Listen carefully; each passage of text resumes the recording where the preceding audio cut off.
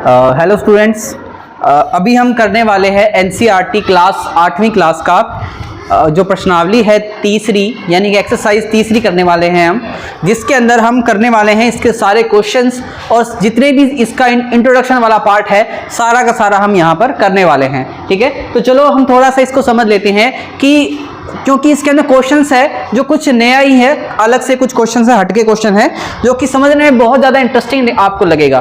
तो चलिए इसको समझते चलते हैं। तो सबसे पहले आपको चीज लिखी हुई है कि प्लेन कर्व यानी कि अगर जिसको हम हिंदी में बोले तो होता है समतलीय वक्र। अच्छा, वक्र होती क्या है, कर्व क्या चीज होती है? तो कर्व का मतलब होता है बेटा कि जैसे कोई आकृति मैंने इस तरीके से बना दी, क्या ये कर्व है? क्या हाँ, बिल्कुल ये कर्व है, यानी वक्र है ये, है ना। कोई भी आकृति बना रहा हूं मैंने ऐसे बना दिया, मैंने कुछ इस तरीके से बढ़ा दिया, ये लो मैंने ऐसे बना दिया, तो क्या ये सारी की सारी क्या ये कर्व है? क्या बिल्कुल कर्व है, यानी कि एक ये समतलीय वक्र है। वक्र का मतलब होता है जो इस तरीके की, जो हम कोई भी अपनी मर्जी से आकृतियां बना देते हैं, उन सभी आकृतियों को हम क्या कहते हैं? वक्र कहते हैं। ठीक है ना, आई बात समझ में आपको? तो अभी हम आगे करने वाले हैं कि समतलीय जो वक्र होते हैं ये कितने प्रकार के होते हैं बेटा। एक होता है इसमें खुला वक्र, एक होता है बंद वक्र, यानी कि जिसको हम बोलते हैं क्लोज, या फिर खुले को कहते हैं ओपन और क्लोज को कहते हैं बंद। तो कैसे होता है देखो, अगर मान लो मैंने इस तरीके से एक आकृति बना दी, तो ये बताओ किस तरीके का जो आकृति है? तो आप बताओगे ये बंद आकृति है, बंद यानी कि क्लोज है, ये क्लोज कर्व है, यानी कि क्लोज समतलीय वक्र है। और ये अगर मैं ये बना दिया, मैंने कुछ इस तरीके से मैंने ऐसे बना दिया, अब बताओ कैसा है ये? अभी तो खुला है। ये बताओ कैसा है? खुला है। ये बताओ कैसा है? बंद है ना। अगर मैंने इस तरीके से बना दिया तो क्या है बताओ? ये भी बंद है ना। अगर मैंने इस तरीके से बना दिया है तो बताओ कैसा है? ये खुली आकृति है। ठीक है ना, ये खुली आकृति है और ये हमारे पास बंद आकृति है। ठीक है, आई बात आपको समझ में? चलो हम थोड़ा सा इसको आगे चलते हैं। तो आगे क्या है? आगे इसके अंदर दे रखा है बहुभुज। देखो बहुभुज क्या होता है? बहुभुज होता है ऐसी आकृति, यानी कि जिसको इंग्लिश में कहते हैं पॉलीगन्स। पॉलीगन्स क्या होती है? ऐसी शेप्स या ऐसी आकृति जो कि हम सीधी सीधी रेखाओं से बनाते हैं। जैसे ये इस तरीके से जो आकृति बनी है, ये रेखाओं से बनी है ना, रेखाओं का मतलब कि लाइन से बनी है ना, लाइन से बनी है ना, तो ऐसी सभी आकृतियों को हम कहते हैं पॉलीगन्स। तो एक मुझे आपसे क्वेश्चन है कि क्या ये आकृति जो मैंने इस तरीके से मैंने यहां पर बना दी है, ये गोल गोल सा बना दिया यहां पर, ठीक है। अब मुझे ये बताओ, ये इसको मैंने बंद कर दिया है, ये बताओ क्या ये एक पॉलीगन है, बहुभुज है क्या? आप बोलोगे नहीं है, पॉलीगन नहीं है। नहीं है, क्यों नहीं है? क्योंकि ये रेखाखंडों से मिलकर नहीं बना है। तो क्या आ गया है इसके अंदर? इसके अंदर आ गया है समतलीय वक्र भी आ गया है, यानी कि कर्व भी इसके अंदर आ गया है। तो ये एक पॉलीगन नहीं है। तो क्या ये एक पॉलीगन है? बिल्कुल हाँ, एक पॉलीगन है। तो क्या ऐसी शेप भी एक पॉलीगन हो सकती है क्या? बिल्कुल हो सकती है। तो क्या इस तरीके की शेप अगर मैं बना रहा हूं, क्या ये एक पॉलीगन हो सकता है क्या? बिल्कुल हो सकता है, क्योंकि ये सीधी सीधी रेखाओं से ही मिलकर बना हुआ है। तो ऐसी आकृतियों को हम क्या कहते हैं? पॉलीगन, यानी कि बहुभुज कहते हैं। ठीक है, तो आगे भी ये बहुभुज के कुछ प्रकार है। यहां पे लिखा हुआ है कि कन्वेक्स और कनकेव, जो कि आपके प्रश्नावली जो 3.1 है, यानी एक्सरसाइज 3.1 है, उसका सबसे मेजरली पार्ट यही है। तो क्या है इसके अंदर? यहां पे लिखा हुआ है उत्तल और अवतल। देखो इसको इंग्लिश में कहते हैं कनकेव और कन्वेक्स।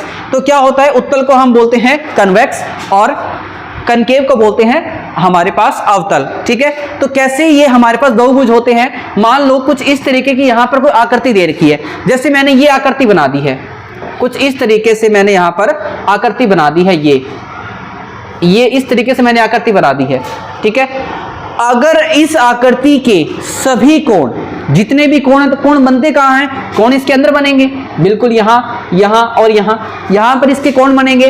तो इसके अंदर बनने वाले अगर सभी कोण अगर 180 डिग्री से कम है, तो ऐसे आकृतियों को हम कहते हैं उत्तल बहुभुज कहते हैं। उत्तल क्यों कहेंगे? क्योंकि भाई सभी के सभी कोण 180 से कम है। आई बात समझ में आपको?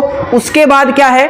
अवतल में क्या होता है? इससे उल्टा होगा। क्या होगा भी? ऐसी आकृति, जैसे इस तरीके से कोई आकृति बना रखी है जो कि आपकी प्रश्नावली में दे रखी है।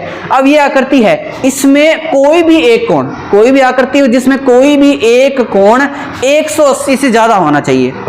180 से ये ज्यादा होना चाहिए। देखो ये वाला कोण आपको दिखाई दे रहा है, ये वाला कोण 180 से ज्यादा है, तो ये किस तरीके की आकृति है, ये हमारे पास है कनकेव यानी कि अवतल बहुभुज का ये उदाहरण है।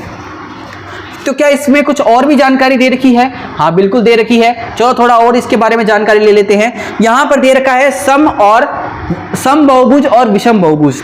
देखिए सम बहुभुज क्या होता है, यानी कि इसको हम कहते हैं रेगुलर पॉलीगन। अब ये रेगुलर पॉलीगन और इर्रेगुलर पॉलीगन होते क्या चीज है, चलो बात करते हैं इनके बारे में।